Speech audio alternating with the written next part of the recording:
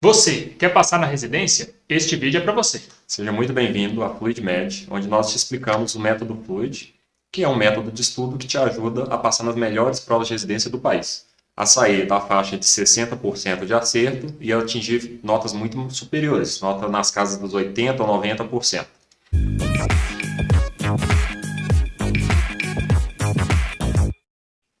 Então vamos lá, hoje temos várias ideias para conversar, não é isso, Paulo? Temos, separamos alguns tópicos interessantes, mas antes da gente falar deles, vou pedir para vocês que, por favor, ajude a gente. É só deixar um curtir aqui nesse vídeo, um inscrever aqui no nosso canal no YouTube e também ative o sininho de notificações, porque a gente vai postar bastante material e vocês vão poder acompanhar de antemão. É isso mesmo, se você achar que esse vídeo contribuiu para você, deixe seu like. Então vamos lá. Hoje nós vamos falar a diferença entre aquelas pessoas que passam na prova de residência e as pessoas que não passam na prova de residência. E esse é um tema interessante, porque quando colocamos esses dois grupos lado a lado, nós conseguimos perceber diferenças que, apesar de parecerem sutis, é justamente o que explica o sucesso de alguns e o não sucesso de outros. As pessoas, de um modo geral, têm uma ideia de que quanto mais tempo estudado, maior o resultado. E a maioria delas dedica um tempo enorme de suas vidas, abdicam de ficar com a família, abdicam de estar com amigos, fazendo atividades prazerosas, de fazerem coisas que realmente importam para elas, para ficarem estudando, mas a maioria dessas pessoas nunca parou para pensar se o modo como elas estão estudando é o modo mais adequado. E é para isso que estamos fazendo essa série de vídeos, para ajudar você a atingir seus objetivos. Primeira coisa, é interessante notar que quando nós queremos buscar alguma coisa, algum objetivo, a gente se espelha em pessoas que já passaram pelo mesmo caminho e que já obtiveram sucesso. Isso é muito comum, né, Paulo? Se a gente for pensar na área da finança, na área dos estudos, a gente tem uma ideia de que se pegarmos pessoas que passaram e que tiraram notas excelentes na residência, notas acima de 90%, basta copiarmos exatamente tudo que elas fizeram que a nossa chance de obter esse resultado também chega lá, não é isso? Normalmente é o que as pessoas fazem, né? A gente modela alguma outra pessoa. Mas será que é isso mesmo que tem que ser feito? Tem alguma outra coisa que a gente possa fazer, né, para contribuir ainda mais para o nosso resultado? Pois é. Pensando exatamente nisso, a primeira coisa que nós vamos falar hoje é um viés de raciocínio que é um viés extremamente interessante. Nós chamamos esse viés de viés do sobrevivente. Você já ouviu falar do viés do sobrevivente, Paulo? Eu sei que tem alguma coisa a ver com as guerras e com os aviões, não é isso? É, exatamente. Não é uma história que tem uma versão só, existem várias versões, mas resumidamente é o seguinte: durante a Segunda Guerra, os aviões se tornaram armas poderosas de guerra e armas muito difíceis de serem obtidas, porque demandavam um custo enorme de produção e de treinamento dos pilotos. Então, todos os exércitos estavam pensando em otimizar ao máximo seus aviões, porque seria uma perda muito grande a perda de um avião. Reza a lenda que no exército dos aliados, a história varia se é no Reino Unido, se é nos Estados Unidos, mas reza a lenda que um dos generais ficou responsável por otimizar o batalhão que estava responsável pelos bombardeiros. Então, eles deveriam arrumar uma maneira de menos aviões serem abatidos. E aí eles tiveram uma ideia interessante. Na Segunda Guerra, geralmente vários aviões saíam para sobrevoar o solo inimigo, disparar bombas e atacar o inimigo. E quando chegava nesse local, alguns aviões eram abatidos com tiros, com falhas técnicas e tudo mais. E alguns aviões retornavam. Qual que foi o raciocínio inicial do pessoal? Pensaram o seguinte: o avião voltou da guerra e tem vários buracos de tiro nesse avião. Se a gente quiser evitar desse avião ser abatido da próxima vez que ele for, nós temos que reforçar esses locais. Então, onde a gente viu tiro nesse avião, onde a gente viu pequenos orifícios de perfuração de tiro, é o local que a gente tem que reforçar. Faz total sentido, não faz? É, interessante. Mas será que teve alguma consequência com relação a isso? Pois é, o reforço nos aviões também tornava os aviões mais pesados. Mas, como era um local que o avião estava sofrendo dano, e eles queriam evitar os aviões serem abatidos, fizeram isso. Qual que foi o resultado? E aí é que a coisa começa a ficar interessante. Quando mandaram esses novos aviões, essa nova série de aviões, para o inimigo, para a guerra, eles notaram que uma quantidade, uma fatia muito maior de aviões foi abatida. Então o efeito foi exatamente o efeito contrário daquele que eles esperavam. E o que justifica isso? A ideia é o seguinte: Quando o pessoal pegou os aviões que voltaram do combate e viram os locais que eles haviam sido danificados e decidiram reforçar esses locais, eles estavam analisando somente os sobreviventes. Aqueles aviões que foram e que tomaram tiro e que foram abatidos, não foram analisados, eles ficaram lá no território inimigo. Então, esses locais que estavam sendo reforçados, na verdade, eram locais que o avião, mesmo se tomasse um tiro ali, ele conseguia voltar para casa. Esse tiro nesse local não era um tiro fatal. Pelo contrário, se o avião tomasse um tiro em um local que fosse fatal para o avião, ele ia ficar no território inimigo e nunca seria visto tiro nesses locais. Então, o local que a gente deveria reforçar o avião é, na verdade, justamente o oposto do local onde nós estamos vendo orifícios. O que é extremamente interessante, né? É um viés de raciocínio que isso fatalmente pode pegar. Exatamente. E interessante. E como que isso relaciona com passar na residência, com fazer a prova da residência, ser bem-sucedido? Exatamente. Como que se relaciona? É o seguinte, você que está tentando a prova, você muitas vezes vai se espelhar em pessoas que já foram bem. A questão é que, vendo pessoas que já foram bem na prova de residência e repetindo os passos delas, muitas vezes você não sabe se você está analisando um sobrevivente, você está analisando o que passou. E aí você fica tentando fazer as mesmas coisas de quem passou e esquece que mais importante do que analisar quem passou é analisar quem não passou. Quando nós analisamos quem não passou, a gente consegue ver o que essas pessoas fizeram que evitaram delas passarem na prova de residência. Então você está dizendo que uma das coisas da gente sair de 50%, 60%, 70% para chegar em 80%, 90% de resultado na prova da residência é a gente focar em estudar quem não passou, quem foi reprovado nas provas anteriores. Exatamente. Se nós formos conversar com quem passou, a pessoa vai falar assim, é muito esforço, é muita dedicação, eu precisei dar muito duro e isso me deu o resultado. Quando a gente escuta isso, dá a impressão que se a gente colocar também esforço, dedicação e tempo de estudo, nós também vamos chegar no resultado. E isso não é verdade, porque pessoas que não passam também estudam, se dedicam e muitas vezes não chegam no resultado esperado. Quando isso acontece com essas pessoas, a justificativa que elas pensam na cabeça dela é que as outras pessoas que passaram são gênios e que ela nunca vai conseguir obter esse resultado. Isso é um pensamento, inclusive, bastante comum, e principalmente entre aqueles que não passam ou que passam numa residência menos concorrida ou de qualidade pior.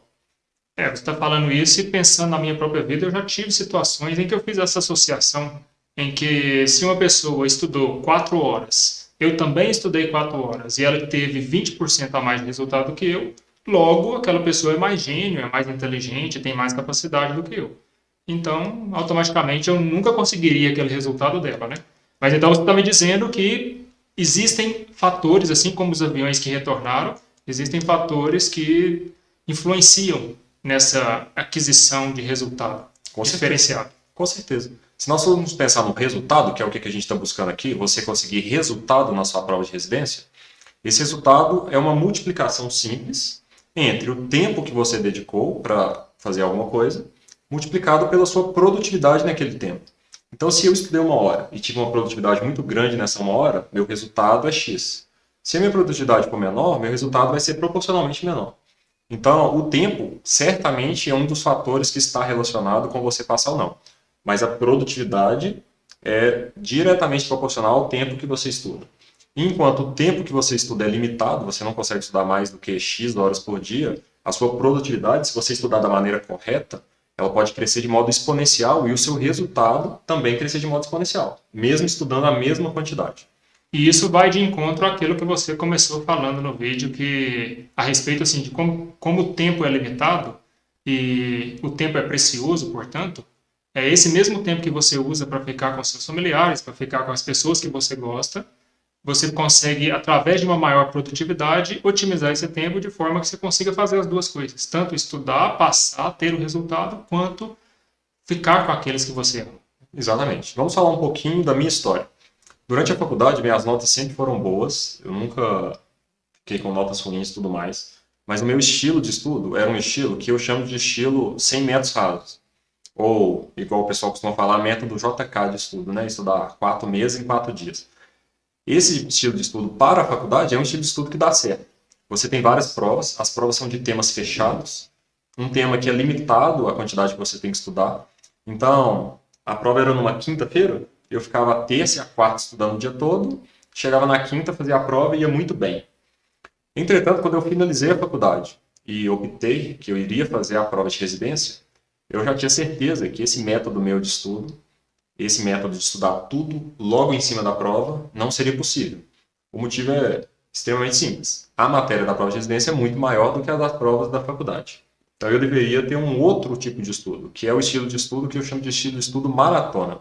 Se você for comparar uma pessoa que corre 100 metros rasos com a pessoa que corre maratona, o estilo de preparação e as fases ao longo da prova são totalmente diferentes. Concorda? Você tem que focar mais em autonomia, né? De você conseguir se manter ao longo de um tempo do que necessariamente conseguir fazer uma coisa muito intensa num curto período de tempo. Exatamente. Vocês vão ver várias pessoas que estão começando a estudar para residência que estudam no estilo 100 metros rasos. Elas colocam um pico de energia imenso no começo do ano, mas logo esse pico de energia vai embora, ela começa a atrasar a apostila de cursinho, o cronograma que ela fez, e isso desmotiva ela e ela vai só piorando ao longo do ano e lá no final, na prova, não é diferente, ela tem uma nota ruim.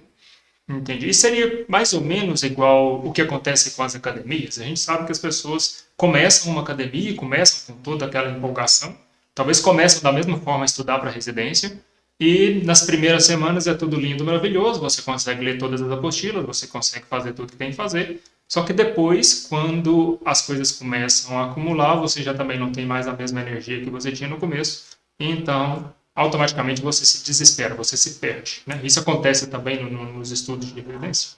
Com toda certeza, não temos nenhuma dúvida disso. O estudo da residência tem que ser um estilo de estudo de maratona. Não adianta você começar com ampla energia e depois perder o foco no longo do ano. Isso é um erro comum, é o que mais acontece e é uma das coisas que diferencia quem vai passar de quem não vai passar. Então, se você quer passar, seu estudo tem que ser uma maratona. E para ser uma maratona, ele tem que ser bem acompanhado, ele tem que ser bem estruturado. Não adianta você dar picos aleatórios de energia, porque isso não vai te fazer passar na prova de residência. Essa é uma das principais diferenças.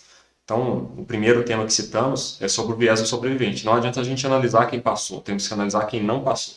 E aqui nós achamos o primeiro problema de quem não passou. A pessoa que não passa, muitas vezes estuda igual o corredor de 100 metros rasos. É um estilo de estudo que não vai ser eficaz no longo prazo. Outra questão muito interessante que a gente pode falar dentro desse tema, das pessoas que passam e que não passam, é que aquelas que passam, elas sabem o que elas querem. Elas sabem onde elas querem chegar. E quem não passa, muitas vezes não sabe onde quer chegar. Uma história até interessante, Paulo. Eu fui ver uma vez a lista de aprovados de residência, aqui em Minas Gerais, no processo seletivo unificado. Tinha uma pessoa que tinha feito 16 inscrições, se não me engano. Ela havia inscrito em todas as áreas médicas possíveis. Ela inscreveu em neurocirurgia, ela inscreveu em pediatria, ela inscreveu em cirurgia, ela inscreveu em clínica, em dermato. Então você pega uma pessoa dessa, ela não sabe onde ela chegar. Se ela soubesse, ela não teria feito inscrições tão variadas. Concorda? Faz total sentido.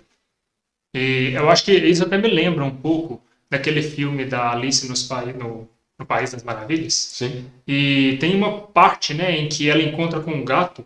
Ah, sim. E aí, Quando ela como é que é essa história? É a história quando ela chega na encruzilhada, não é isso? Isso. Então a historinha é que ela tá andando, chega na encruzilhada, e quando ela chega na encruzilhada, o gato, né, ou a lebre, dependendo da tradução, tá lá, e ela vira pro gato e fala assim, gato, tem dois caminhos para ir, para qual caminho eu tenho que ir? Para que lado eu tenho que ir? E aí o gato pergunta para ela, mas Alice, onde que você quer chegar? Qual que é o seu destino? Onde que você vai? Ela vira e fala assim, não sei. Então o gato vira para ela e fala, se você não sabe onde você quer ir, qualquer caminho serve. Pega qualquer um desses e vai andando. E aí é interessante que ela responde, não, eu não sei onde que eu quero ir, mas eu quero chegar em algum lugar. Ele vira e fala assim, também não importa. Se você quer chegar em algum lugar, pegue qualquer um dos caminhos, basta você andar tempo suficiente que você vai chegar em algum lugar. E é interessante que tem pessoas que saem para estudar para residência igual a Alice nessa encruzilhada. A pessoa começa a estudar, ela não sabe onde ela quer chegar. E a resposta é a mesma do gato. Desde que ela ande tempo suficiente, ela vai chegar em algum lugar. Esse algum lugar era o que ela queria? É o que está alinhado com os objetivos dela de vida, de família e tudo mais? Não necessariamente. E aqueles que passam, eles não se comportam assim. A pessoa que passa, ela vira e fala, quero fazer cirurgia geral na USP. E ela está estudando para passar em cirurgia geral na USP. Quero fazer oftalmologia no Hospital das Clínicas de tal estado. E ela faz oftalmo nesse hospital. Ela sabe onde ela quer chegar. E a partir do momento que ela sabe onde ela quer chegar, todo o estudo, toda a vida dela já é projetado, ela já tem uma programação para chegar nesse objetivo. E isso é muito interessante, né? Isso é interessante, inclusive, porque isso casa com um princípio geral do ser humano como um todo. Porque se você, na vida, quer ter prosperidade, por exemplo, você tem que saber onde você está e onde que você quer chegar. Se você não souber esses dois pontos, é impossível você traçar um caminho. Porque senão você fica que nem a Alice, podendo chegar em qualquer lugar, e se você simplesmente quer chegar, até se você não fizer nada, você vai chegar onde você está, né? Isso é muito interessante. Tem uma ideia, que é uma ideia mais dentro da área da psicologia, que fala o seguinte, que às vezes as coisas dão errado e a pessoa vira e fala assim, nossa, tudo para mim deu errado. Mas muitas vezes as coisas não deram errado, as coisas simplesmente aconteceram. Então, por exemplo, se eu pegar um copo de água aqui e soltar, ele vai cair e vai sujar tudo. Não adianta eu falar que deu errado e a água derramou. Não, eu soltei o copo, a água caiu e derramou e sujou tudo. Na nossa vida é a mesma coisa, nos nossos estudos é a mesma coisa. Se você não parou, não tirou um tempo para fazer sua estratégia de estudos e saiu estudando de qualquer maneira, simplesmente copiando o comportamento de outras pessoas, se no final do ano você não obteve o resultado que você queria, as coisas não deram errado. As coisas simplesmente aconteceram. Era uma coisa que desde o início já estava fadada a não dar certo. Então, não é dar errado. E como que a gente remedia isso? A gente precisa otimizar a nossa maneira de estudar. Conforme falamos agora há pouco, o resultado é a produtividade versus o tempo de estudo, vezes o tempo de estudo. Então, não adianta só aumentar o tempo de estudo. Temos que aumentar a produtividade do estudo. Isso é potencialmente o mais importante. É o que me ajudou a atingir os resultados, os objetivos daquilo que eu alcancei, que foram resultados, eu sabia onde eu queria chegar. Os resultados que eu atingi foram exatamente onde eu queria estar. Eu pude escolher e eu tenho certeza que você que está assistindo isso também pode, porque os métodos que eu usei, que outras pessoas usaram, são amplamente disponíveis e você também pode aprender, pode utilizar. Isso não tem nada de segredo e é justamente para isso que a gente está fazendo essa série de vídeos. Não é isso, Paulo? Interessante. E justamente saber onde você quer chegar é o que a gente tem chamado de residência serial. É a residência que você realmente quer. É aquela que faz a diferença para você, não é isso? Exatamente. Nós temos, poderíamos falar, residência série A e série B. A série A é aquela que todo mundo quer. É a vaga de residência mais concorrida. É aquela que quem vai entrar nela já sabe no começo do ano o que quer ela. Aquela pessoa que nunca almejou, que nunca se sentiu capaz ou que não se preparou para chegar nela, não chega. Essas pessoas geralmente vão para as residências série B. Qual que é o problema de ir para a residência série B? Teoricamente, não tem nenhum problema mais grave. Mas você tem que saber que as coisas não deram errado, mas sim aconteceram conforme já estava planejado de acontecer. Você foi para uma residência que tecnicamente é inferior, que as pessoas que você vai conhecer potencialmente não trabalham nos maiores serviços, e isso tudo acontece, né? Basta a pessoa não planejar, assim como a maioria das pessoas fazem, que geralmente é o que acontece com a maioria das pessoas. É aquela famosa frase, né? Se você decide, você decidiu por algo. Se você não decide, você decidiu por não decidir, né? Da mesma forma, se você tem um método, você decidiu por estudar, por aprender, ou se quer saber que existem diferentes métodos para você escolher entre eles. Mas se você não fez isso, você decidiu por não fazer, até por às vezes desconhecer esse tipo de realidade, né? E isso é um problema. Quando você decide por algo, quem está decidindo é você. Quando você não decide por algo, outra pessoa está decidindo para você. E aí, na verdade, vai ficar com o que sobrou, com o que outra pessoa não escolheu. E isso não é o ideal. Você certamente consegue estar entre a turma das pessoas que estão escolhendo. E é isso que a gente quer para você. Isso nos traz um outro conceito, que é um conceito também muito interessante, que é aplicado em diversas áreas, que é o conceito do good enough. O good enough, ele, qualquer situação ou circunstância que nós tenhamos uma competição por alguma coisa, esse princípio se aplica. Você já ouviu falar do good enough? Good enough, a tradução seria bom o suficiente, não é isso? Exatamente, o suficientemente bom. Suficientemente bom. O que é essa teoria? O que ela quer nos dizer? A ideia é o seguinte, se você está competindo com outra pessoa por alguma coisa, você não tem que ser 2, 3 ou 4 vezes melhor, maior ou mais eficiente do que ela. Você tem que ser só um pouquinho mais eficiente do que ela. Como assim? Vamos supor, por exemplo, que tenhamos uma floresta com várias árvores. Para uma árvore qualquer ganhar mais luz do sol do que a árvore vizinha, ela não tem que crescer 20 metros a mais, ela tem que crescer 10 centímetros a mais. Se você vende algum produto, alguma coisa, para o seu produto ser o mais vendido, você não precisa ser 6, 7, 8, 10 vezes melhor do que o seu concorrente. Você tem que ser um pouquinho melhor. Temos vários exemplos dentro do marketing disso. Um exemplo, por exemplo, no mundo automobilístico, é que o Corolla já é por muitos anos o sedã médio mais vendido. Se formos comparar ele com os concorrentes, ele não é o melhor de todos, ele não tem o melhor câmbio, ele não tem o melhor motor, ele é um pouco bom em tudo e somando todos os atributos, ele é um pouquinho melhor do que a média do segmento. E isso por si só já garante que ele vai ser o mais vendido. Podemos ver isso também em outras áreas. Por exemplo, na telefonia. Quando a Apple vai lançar um novo iPhone, ela não precisa fazer um iPhone que seja 3 vezes melhor do que a concorrência. Ela faz um iPhone que é um pouquinho melhor que a concorrência. E isso já vai fazer todo mundo comprar o celular deles. Isso é um conceito muito interessante. E essa questão do good enough, ele aplica-se para o pessoal que está assistindo para passar na residência de qual forma? Pois então, assim como em competições, por exemplo, atléticas, a pessoa que ganha é aquela que chegou na frente. É aquela que tirou o maior resultado. E especialmente nas faixas de notas mais altas, ganhar pontos subsequentes vai ficando cada vez mais difícil. E para você passar naquela vaga, naquela residência que só tem uma vaga, comparado com seu competidor, você não tem que ser 2 vezes melhor que ele, você não tem que estudar o dobro dele, você não tem que ser muito melhor do que ele. Você tem que ser um pouquinho melhor. Melhor ainda, você não tem que ser um pouquinho melhor do que ele. O seu resultado na prova de residência tem que ser um pouquinho melhor do que o resultado dele. Porque às vezes ele é uma pessoa ótima, um ótimo médico, um ótimo estudante, mas às vezes ele não utiliza os melhores mecanismos, as melhores ferramentas de produtividade. E se você utilizar, você consegue ter um resultado melhor do que ele. Entendi, interessante. É praticamente a mesma coisa que acontece, né? Como você citou, né, nas corridas. Às vezes você vê o corredor até jogando o corpo para tentar passar na linha de chegada milésimo de segundo na frente do outro, porque é isso que vai garantir a vitória para ele, né? Isso aqui é o good enough. Tem até aquela historinha, né, de correr do leão, você já ouviu falar? Como que é essa história? Está dentro desse mesmo conceito. É o mesmo conceito, a mesma coisa. Na verdade, acredito que é até uma piada, algo do tipo. Dizem que 2 pessoas estavam andando na floresta, viram um leão, o leão viu as pessoas e começou a correr atrás dela. Assim que isso aconteceu, uma das pessoas abaixou e começou a amarrar o tênis. A outra que ficou em pé virou e falou assim, mas fulano, você nunca vai conseguir correr mais do que o leão, por que você está amarrando seu tênis? Aí a pessoa que estava amarrando falou assim, eu não preciso correr mais do que o leão, eu preciso correr mais do que você, porque basta eu estar na sua frente, que o leão vai decidir pegar quem está mais dentro. Exatamente. É uma questão interessante e que quem não passa às vezes não entende isso. A pessoa não entende que ela não precisa ser 10 vezes melhor do que o concorrente, ela tem que ser um pouquinho melhor. E um pouquinho melhor do que o seu concorrente, isso está à altura de qualquer pessoa ser.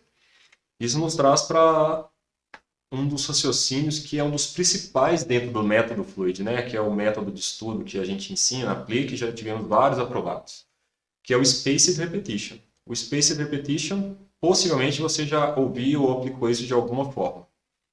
Você quer nos contar um pouco sobre isso, Paulo?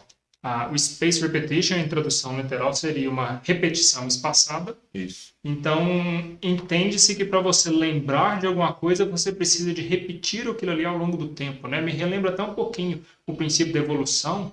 A gente só guarda aquilo que é importante para a gente, né? O cérebro quer conservar a energia, então a gente não vai ficar lembrando coisa que não é importante. Talvez tentando aplicar, então, para a realidade do estudo para residência, se você estuda uma coisa no começo do ano, como que você quer que o seu cérebro lembre daquilo lá no final do ano? Então, eu acho que seria mais ou menos isso aí, o Spaced Repetition, né? Como é que você aplicaria isso na medicina? Isso é uma coisa extremamente comum. E todos os estudantes já passaram por isso. Você estuda uma matéria, você entende completamente aquela matéria, você faz questões daquela matéria e você sabe tudo. Passam 4 semanas, você vai fazer questões da mesma matéria ou vai ter acesso à mesma matéria e você já não lembra de mais nada. Isso, todo mundo já passou por essa situação. Por que isso acontece?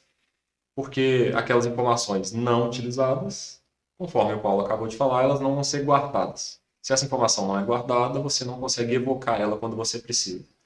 E como que a gente pode fazer para melhorar a nossa retenção das coisas? É aí que entra o Spaced Repetition, a repetição espaçada. Quando a gente começa a ver a mesma matéria, ou o mesmo tema, ou o mesmo nome, ou a mesma informação diversas vezes, esse tema, essa matéria, vai fixando-se em nossa memória. Isso pode ser desde personagem de filme, até nome de pessoas que a gente encontra na rua, até matérias para prova de residência. Então, o que é a teoria do Space Repetition? Ele fala que a partir do momento que você aprendeu uma coisa, vamos supor que você começou agora, no tempo zero, você sabe 100% daquilo que você aprendeu. Com o passar do tempo, esse 100% vai caindo. No dia seguinte, você já esqueceu uma certa quantidade. Mais um dia, você esqueceu uma certa quantidade. Até que isso vira uma memória residual. Quando vira uma memória residual, quando alguém te evoca, você já leu sobre isso? Você fala assim, certa vez eu já li, mas não lembro detalhes. Quando você vê essa informação a segunda vez, você reaprende ela, volta para o 100%, ou até mais, e a próxima vez que você for esquecer essa informação, que você vai esquecer de uma maneira mais lenta. Então, no mesmo intervalo de tempo que antes você esquecia metade do que você aprendeu, agora nesse mesmo intervalo de tempo você vai esquecer 20% do que aprendeu. E aí você estuda uma terceira vez. E aí você volta de novo com a sua curva para saber aquilo que você sabia inicialmente. E aí, novamente, você vai esquecer, só que de mais uma vez mais lento ainda. Se você faz isso um número de vezes suficiente, da maneira correta, a tendência é que você, no passar do tempo, mesmo passando meses, aquela retenção daquela matéria está tão boa que você não esquece. Essa, potencialmente, é a principal diferença entre quem passa, quem tira mais de 90, quem está na residência série A, de quem não passa. Esse é o conceito principal em torno de quem passa e quem não passa. Pessoas que repetem aquilo que estudaram e pessoas que não repetem aquilo que estudaram. Então, estudam cada hora um bloco e quando chega lá no fim do ano, elas só têm memória dos últimos blocos que elas estudaram. Elas não têm memória nenhuma dos blocos lá do início. Isso me faz, inclusive, pensar num modelo, talvez assim, do dia a dia. Eu, particularmente, tenho dificuldade de lembrar nomes. Dificuldade de... Conheço uma pessoa, pergunto o nome dela, ela fala, passa um tempo, eu já não lembro mais o nome daquela pessoa, tenho que perguntar de novo. E às vezes é chato, né? Mas os nomes daquelas pessoas que eu convivo sempre, que são nomes importantes para mim e que eu repito eles ao longo de um tempo, naturalmente eu lembro eles, né? Não esqueço o seu nome, o nome da minha mãe, por exemplo, jamais vou esquecer. Então, seria mais ou menos por causa do cérebro aplicando esse método de uma maneira inconsciente no dia a dia, não é isso? Seria repetição de uma informação importante para você. O cérebro automaticamente entende que aquilo é importante. Então, ele grava. E ele grava por um período mais longo. Você demora mais a esquecer. Certamente. Tem outros fatores também associados, coisas que causam emoção, tem mais retenção, etc. Mas, por exemplo, imagine que você pega um filme que você gostou e que você viu tem 10 anos. Tente lembrar o nome de personagens desse filme. Possivelmente você não vai lembrar o nome de nenhum. Agora, se a gente pegar um seriado que todos nós assistimos várias vezes, por exemplo, A Turma do Chaves. Todo mundo assistiu a infância toda várias vezes. Mesmo que tenha 10 anos que você não assista, eu aposto que qualquer pessoa consegue falar o nome de pelo menos 10 personagens. E como que isso acontece? Porque nós vimos várias vezes ao longo do tempo fazendo spaced repetition. É por isso que a nossa memória é tão boa. Tenta lembrar o nome de personagens de uma novela ou de um seriado com poucas temporadas, você geralmente não se lembra, ou se lembra só de um ou outro. Aquele que você viu ao longo do tempo você não esquece. Isso é muito interessante. Então, o método Fluid, ele é baseado praticamente em cima do Spaced Repetition. Ele é totalmente baseado. E foi o que você usou também quando você estudou? Foi o que eu usei. Eu pensava o seguinte, eu preciso arrumar uma maneira de otimizar o meu estudo. E eu sei que a melhor maneira é o Spaced Repetition. Como que eu vou fazer isso? Eu pensei inicialmente em talvez usar flashcards. Qual seria o problema principal de eu usar flashcards? É que as informações que estão no flashcard não necessariamente são informações que são relevantes para a prova de residência. Às vezes eu estou estudando um flashcard de um nome de um anticorpo da reumatologia que nunca caiu em nenhuma questão.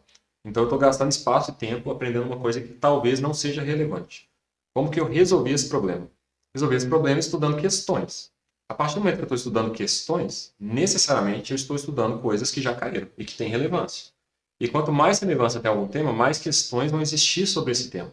Então, naturalmente, eu já vou balizar a quantidade que eu estudo de cada tema pela quantidade com que cada tema é cobrado. Não existe nenhuma maneira de balizar melhor do que usando as próprias questões que já existiram. Porque, de um modo geral, as questões só se repetem. Elas mudam o estilo e tudo mais, mas são basicamente as mesmas questões. E qual seria o problema? Para eu poder aplicar isso ao longo do ano, como que eu vou fazer questões repetidamente de cada matéria, sendo que cada uma é dada numa época, de alguma forma, e quando que eu vou saber quando que eu vou repetir, e isso organizar-se de acordo com novas matérias que estão surgindo, e organizar-se também com épocas que eu não poderia estudar, às vezes eu fosse fazer uma viagem, eu tivesse algum problema familiar, e não poderia estudar durante um certo tempo.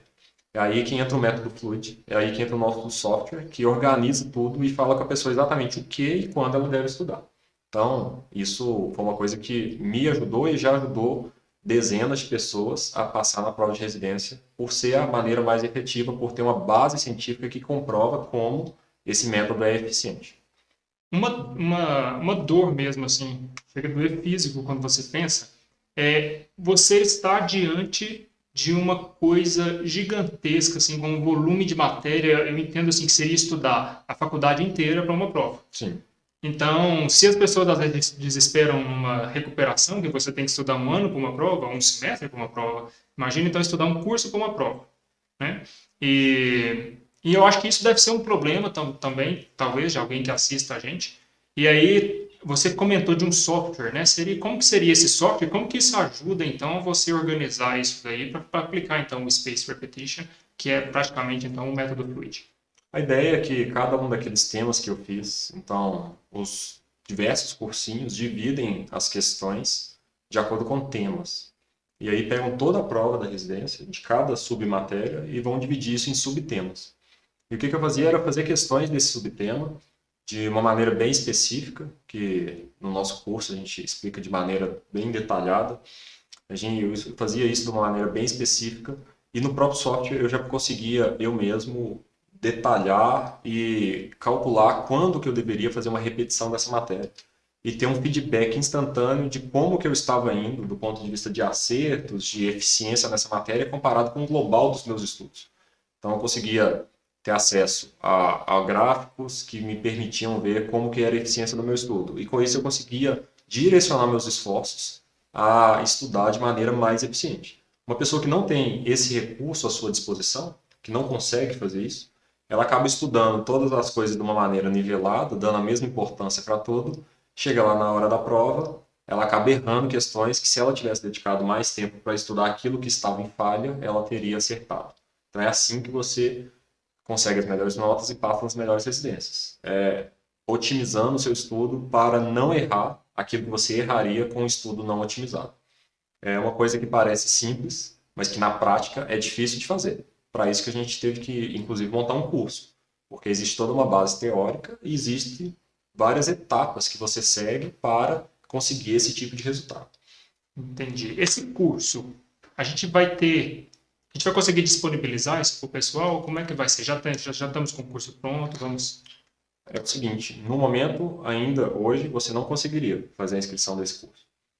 Com o passar do tempo, nós vamos lançar vagas, então vamos criar listas de espera de pessoas que querem entrar no curso e vamos disponibilizar vagas para que essas pessoas possam, de forma mais pessoal, aprender e fazer todas as etapas daquilo que é necessário para estudar de forma otimizada para a residência. O objetivo é atingir tanto pessoas que estão no final do curso de medicina, né, no quinto ou sexto ano, quanto pessoas que já são médicas formadas, que querem entrar na residência, quanto aqueles atuais residentes que querem entrar numa subespecialização. A ideia é otimizar o tempo. Então, quanto menos tempo você tem, quanto mais apertada é a sua vida, mais faz sentido você otimizar o seu tempo para atingir os melhores resultados.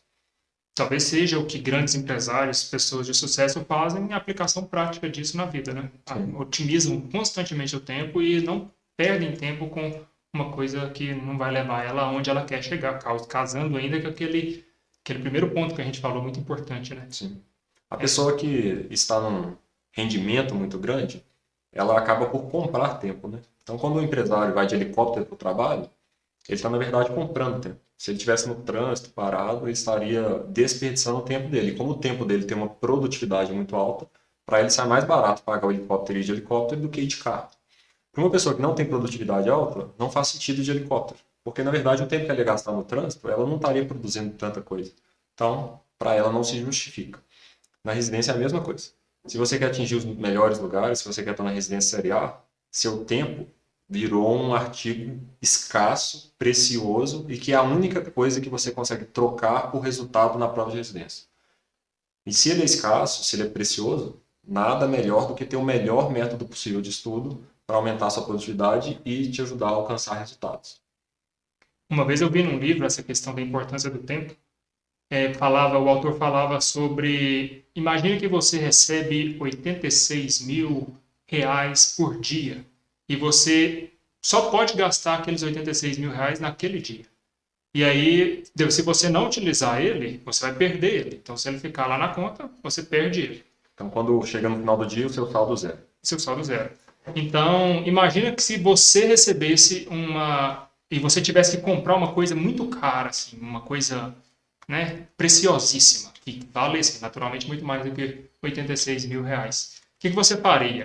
Eu imagino que as pessoas elas fariam o seguinte, elas tentariam investir e aplicar esse dinheiro da melhor forma possível, todos os dias, de forma que depois de um tempo ela tivesse aquele montante que ela precisa para comprar aquele ativo que é tão sonhado ativo, né? E aqui é interessante que ele fala de 86 mil e tem uns quebradinhos que eu não lembro o número exato, mas é exatamente o número de segundos que a gente tem a cada dia. E aí, se você for pensar que você vai investir os seus segundos para você alcançar o seu objetivo, é praticamente isso. Então, por que o empresário voa de helicóptero? Porque os segundos dele é precioso e ele está investindo aqueles segundos para um ativo muito maior do que aquela simples viagem de helicóptero. Então, é isso que justifica e é por isso, então, que você não tem que simplesmente estudar, você precisa também de estar com o método certo. Senão você vai gastar tempo, vai torrar tempo, mesma coisa de você estar no carro agarrado no trânsito, enquanto está o seu colega voando de helicóptero em cima de você, né, com o método certo. Exatamente, é a mesma coisa. É a mesma comparação, segue a mesma ideia. Isso puxa para a gente um outro gancho, que diferencia, seguindo ainda o tema da nossa aula, aquelas pessoas que passam das pessoas que não passam.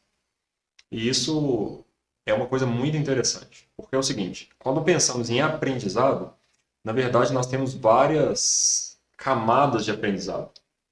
A primeira camada que a gente tem do aprendizado é a camada dos dados, né? Do inglês data. Então é a primeira camada.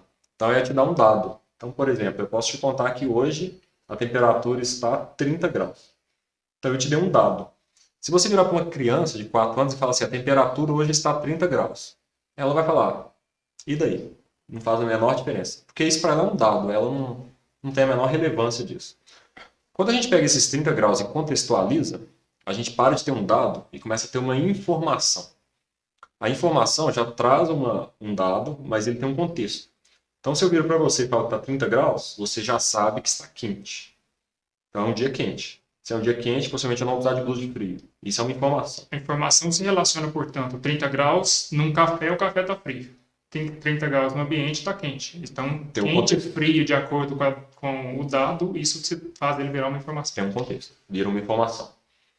Depois, nós temos o conhecimento. O conhecimento é quando você pega vários blocos de informação e consegue juntar isso tudo. Então, você vira e fala assim, hoje está 30 graus. 30 graus geralmente está quente. Baseado no conhecimento que eu tenho do comportamento das pessoas, a praça deve estar cheia de gente fazendo exercício físico. Porque no dia quente, geralmente é o que as pessoas fazem. Então, isso é um conhecimento. Na medicina é a mesma coisa. Você pode pegar dados, você pode pegar informações e você pode aplicar isso no conhecimento. Quando a gente está no meio da faculdade, no ciclo clínico, várias vezes acontece isso. A gente pega um dado de um paciente, pega uma informação de um paciente, e a gente não consegue aplicar isso, porque a gente não tem o conhecimento necessário. E aí, quando chega o nosso preceptor, o nosso professor, ele contextualiza aquilo dentro do conhecimento que ele já tem, e isso gera um valor muito grande para o paciente, que muitas vezes a gente, como estudante, não conseguiria atingir, né? É o conhecimento. Quando a gente vai mais além ainda um pouquinho, nós temos um insight. O insight é quando nós pegamos dois pedaços de informação completamente distintos e conseguimos conectar esses dois. Então é quando você tem aquele clique, aquela ideia. Isso é um insight. É uma coisa que não é toda hora que acontece, é uma coisa que é difícil de acontecer, porque geralmente são informações que estão muito diferentes no tempo. É um conhecimento transversal, muitas vezes, entre áreas diferentes, mas que, quando você consegue fazer isso, você tem ideias que talvez ninguém nunca teve antes. O próprio método Fluid, potencialmente, a gente poderia classificar como insight, né? Até o momento, ninguém nunca tinha pegado métodos cientificamente comprovados de que são mais eficientes de estudar, criado um software que analisa e já automatiza isso tudo e pudesse passar isso para alguém de forma que outras pessoas também pudessem valer da mesma coisa. Então, o insight pegou conteúdos de informação muito diferentes e aplicou eles na prática, né? Isso é uma coisa muito interessante. Por último ainda, nós temos a sabedoria, né? O wisdom. A pessoa que é sábia, ela faz isso de forma corriqueira, né? Ela sempre vai pegar coisas diferentes, informações diferentes, e vai conseguir conectar isso de forma a ter sabedoria. É aquela pessoa que quando você está com problema, você vai conversar com ela, que você sabe que ela vai ter uma ideia que ninguém mais vai ter. De forma recorrente, né? Não um insight, uma coisa que acontece vez ou outra. Uma coisa que acontece várias vezes. Isso acontece geralmente em pessoas que já estão um pouco mais velhas, porque elas refletiram durante um período muito prolongado e conseguiram criar essas conexões que muitas vezes pessoas mais jovens não têm. E qual que é a relevância disso para a gente? A relevância é que, muitas vezes, quem estuda da maneira incorreta grava dados e grava informações. Esse é um dos problemas também pelos quais eu não quis estudar por flashcards. Porque o flashcard te dá dados ou informações. Então você tem um dado, tem a resposta atrás, você tem que lembrar esse dado, e muitas vezes as coisas não estão conectadas. Para vocês entenderem, imagina que a gente pega uma inteligência artificial, um computador, ele teria muito mais facilidade em decorar flashcards do que em fazer questões de residência. Porque na questão de residência você tem que ler o tema, você tem que conectar informações diferentes e você tem que pensar num resultado. E isso gera memória de longo prazo e memória de qualidade muito melhor do que se você ficar só guardando dados e informações. Quem estuda da maneira incorreta, geralmente são pessoas que guardam dados e informações. Quem estuda da maneira correta são pessoas que estão construindo conhecimento que com o tempo vão virar sabedoria. E isso é totalmente diferente. Não só para a prova de residência, mas sim como médico, como profissional para o resto da vida. Eu acho essa diferenciação uma diferenciação muito interessante. É comum, às vezes, alguém virar e falar assim, a pessoa fulana de tal tem uma memória invejável. Muitas vezes não é a memória que é invejável. Ela não está estudando decorando dados e informações. Ela está estudando criando conhecimento. E o conhecimento, ele é muito mais bem entrelaçado do que os dados e informações. Você se esquece dele de uma maneira muito mais difícil do que se você simplesmente começar a decorar as coisas que necessariamente você vai esquecer. É impossível você guardar muita informação decorada por muito tempo. Isso acontece às vezes na prova do Enem, inclusive. Você pega um estudante do ensino médio que acabou de sair do terceiro ano, ou seja, está com todos os dados e informações na cabeça, e ele às vezes vai pior numa prova do que uma pessoa, às vezes, de 25 anos, que está um tempo já sem estudar, porém que teve mais experiência de vida e viveu outras situações, e portanto consegue ter mais insights, mais sabedoria e mais conhecimento para poder fazer essas associações, né? Porque a prova não é simplesmente uma questão objetiva de perguntar se você sabe o dado X ou Y, não é isso? Ela te pergunta exatamente, é um pensamento por detrás, você tem que ter uma lógica, uma certa estratégia para você interpretar aquela questão e acertá-la, não só ter as informações, não é isso? Exatamente isso. É exatamente isso. Então, aquelas pessoas que criam conhecimento, elas conseguem, no longo prazo, saber mais do que aquelas que criam dados e informações. Tanto é que isso é interessante, inclusive, se a gente colocar uma prova de consulta, as pessoas têm todos os dados e informações. Se você deixar a pessoa consultar o flashcard dela durante a prova, é provável que ela tenha todos os dados e as informações, mas mesmo assim ela não vai tirar total. Justamente porque ela precisa de conhecimento. Ela tem que saber onde procurar as coisas, ela tem que saber o que procurar. Não basta você ter todos os dados do mundo, que não necessariamente isso vai te fazer resolver os problemas que se colocam diariamente a todos nós. E quando você estudou por questões, você estava treinando, então, justamente a entrelaçar os dados e as informações, criando conhecimento, tendo insights e sabedoria. A ideia foi exatamente essa. Porque quando eu tinha que raciocinar cada uma das questões de forma repetida e sob várias abordagens diferentes, é por isso que eu fiz provas do Brasil todo, não só de uma banca específica, eu me forçava a entender em várias camadas cada um daqueles temas que eu estava estudando. E isso me gerou uma memória de longo prazo que me permitiu chegar no dia da prova e ter um resultado que, dentro da distribuição de resultados, esteve nos percentis de maiores notas, né? Isso é uma coisa que todos gostariam e que todos conseguem ter, basta seguir a metodologia correta. Interessante, muito legal. Então tá bom, hoje nossa aula fica por aqui, mas estamos fazendo uma série de comentários, de entrevistas, de aulas que vocês têm acesso todos no nosso canal. Siga a nossa página no Instagram, que está aparecendo aqui. Nos siga no nosso canal, ative o sininho. E se esse conteúdo agregou para você, te motivou a ser um estudante melhor e te motivou a ser uma pessoa que busca a residência série A, deixa aqui nos comentários, deixa o gostei, porque isso nos motiva e isso mostra para a gente que o nosso trabalho está conseguindo fazer a diferença na vida das pessoas. Agradeço a atenção e até o próximo vídeo. Muito obrigado. Até o próximo.